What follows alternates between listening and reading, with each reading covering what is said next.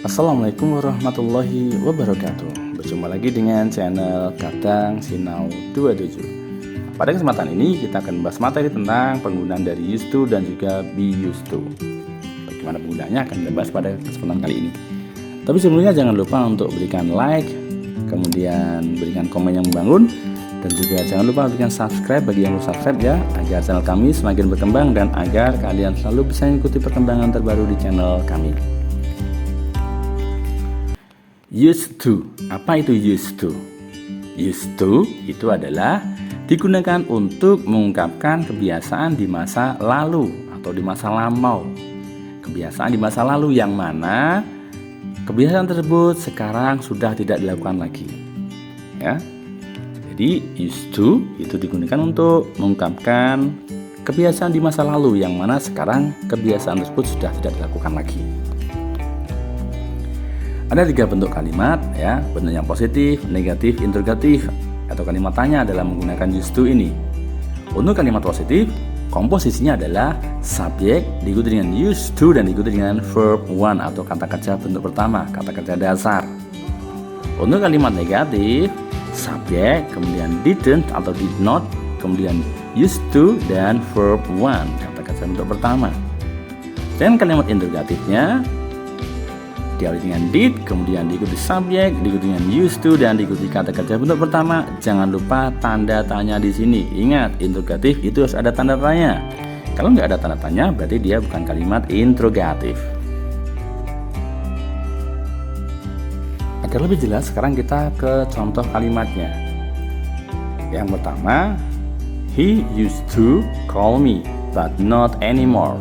He used to call me, but not anymore. Artinya adalah dia biasanya menghubungiku, tapi sekarang sudah tidak lagi. Ya, jadi dia itu dulu biasanya menghubungiku, ya, tapi sekarang sudah tidak lagi. He used to call me, but not anymore. He, dia adalah subjek, diikuti dengan used to dan diikuti dengan call me sebagai kata kerja bentuk pertama. Itulah contoh pertama dari penggunaan used to. Contoh yang kedua. She used to play with Susan when they were young. She used to play with Susan when they were young. Artinya apa? Dia biasanya bermain dengan Susan dulu ya, ketika mereka masih muda ya. Ada keterangan ketika mereka masih muda atau when they were young. We used to live in Yogyakarta. We used to live in Yogyakarta. Kalian lihat di sini dia tidak ada keterangan waktunya kapan, nggak ada. Apakah dulu, apakah waktu masih kecil, waktu SD, nggak ada di sini. Tapi ini kita bisa artikan sebagai masa lampau dari kata used to live. Used to live, dulu tinggal di Yogyakarta. Kami dulu tinggal di Yogyakarta, artinya ini ya. Walaupun nggak ada keterangan waktunya kapan, di sini ada used to live, itu menandakan bahwa itu dulu tinggal di Yogyakarta, sekarang sudah tidak lagi. Oke, sekarang kita coba lihat bagaimana membangun kalimat negatif dan interrogatifnya. Kalimat yang pertama adalah misalnya he used to call me. Dia biasanya dulu menghubungiku. Sedangkan kalimat negatifnya bagaimana? Kalimat negatif dia berubah menjadi he didn't used to call me. He didn't, did not ini dia menunjukkan dia adalah kalimat bentuk negatif. Dengan interrogatifnya adalah did he used to call me, diawali dengan did dan diakhiri dengan tanda tanya. Did he sebagai subjek, used to call me, apakah dia biasanya menghubungiku? Nah, ini sebagai kalimat interrogatifnya. Kalimat yang kedua, she used to play with Susan. Dia biasanya bermain dengan Susan. Ini kalimat positif. Negatifnya bagaimana? Negatifnya menjadi she didn't used to play with Susan. Dia biasanya tidak bermain dengan Susan.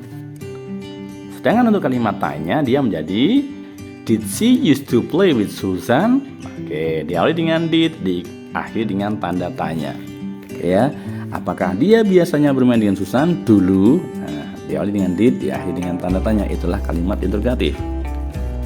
Selanjutnya, contoh lagi. We used to live in Yogyakarta. Kami dulu tinggal di Yogyakarta. Kalimat negatifnya berubah menjadi we didn't used to live in Yogyakarta. Kami dulu tidak tinggal di Yogyakarta. Kalimat interrogatifnya, kalimat tanya, Did we used to live in Yogyakarta? Apakah kami dulu tinggal di Yogyakarta? Tuh, ya, kemudian dari used to di kebiasaan di masa lalu, yang mana komposisinya adalah subjek, kemudian used to diikuti dengan kata kerja bentuk pertama. Sekarang kita ke penggunaan dari be used to. Kalau tadi adalah used to, ini adalah be used to. Apa ini? Nah, ini adalah untuk menjelaskan aktivitas yang menjadi sebuah kebiasaan. Ini untuk mengatakan suatu kebiasaan, ya. Jadi kalau kita ngomong berbicara tentang kebiasaan, kita pakainya adalah dengan be used to. Be sendiri dia diartikan dengan to be, ya. Be ini adalah to be, yang mana to be itu adalah bisa is ataupun am ataupun are ataupun was ataupun were. Itu adalah to be, ya. Be di sini artinya adalah to be. Bagaimana membuat kalimatnya? Ada 3 macam jenis kalimat. Ada positif, negatif, dan interrogatif. Untuk kalimat positif cukup dengan subjek, diikuti dengan be, diikuti dengan used to, dan diikuti dengan objek. Ingat, be-nya di sini adalah to be. Oke, kemudian negatifnya subjek, kemudian to be, kemudian not, diikuti used to, dan diikuti dengan objek.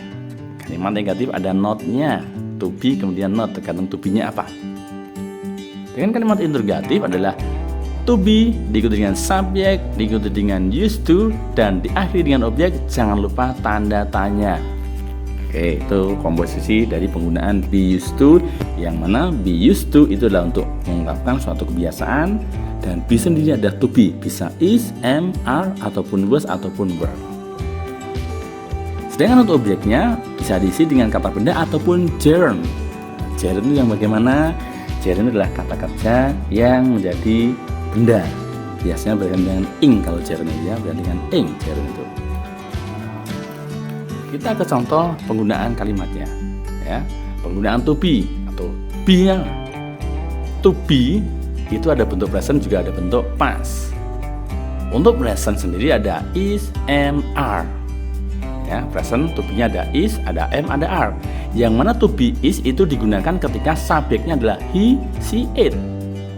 Kemudian to be am itu adalah ketika subjeknya adalah I, dan to be are ketika subjeknya adalah they, we, you. Itu untuk present. Ya, penggunaan to be tergantung pada subjeknya apa. Sedangkan untuk past tense ada 2 macam to be, was dan were. Sama, penggunaannya tergantung pada subjeknya apa. Was ketika subjeknya adalah I, he, she, it. Sedangkan were ketika subjeknya adalah they, we, you. Itu, ya, penggunaan to be itu tergantung pada subjeknya apa.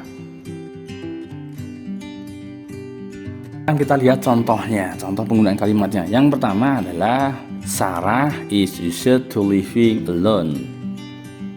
Ya, artinya adalah Sarah terbiasa hidup sendiri. Living alone adalah hidup sendiri. Kita lihat komposisinya. Sarah is, kemudian living alone. Sarah di sini sebagai subjek, to be-nya adalah is, dan living ini adalah objek. Gerund itu, ya. Biasanya gerund itu adalah berakhiran dengan ing. Contoh berikutnya. Richard and Alex are used to coming late. Richard dan Alex terbiasa datang terlambat. Coming late ini datang terlambat. Di sini to be-nya apa? Are. Karena apa? Subjeknya adalah Richard dan Alex. Makanya to be-nya adalah are di sini. Contoh lagi.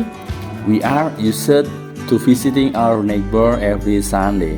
We are used to visiting our neighbor every Sunday. Artinya adalah kami terbiasa mengunjungi tetangga kami setiap hari Minggu. Di sini kita pakainya to be-nya adalah are. Karena apa? Subjeknya adalah we. Di sini adalah visiting, objeknya. Visiting our neighbor ini adalah objeknya. Ya, visiting. Gerund itu juga. Oke, ya. Jadi itu contoh penggunaan dari be used to, yang mana untuk mengungkapkan suatu kebiasaan.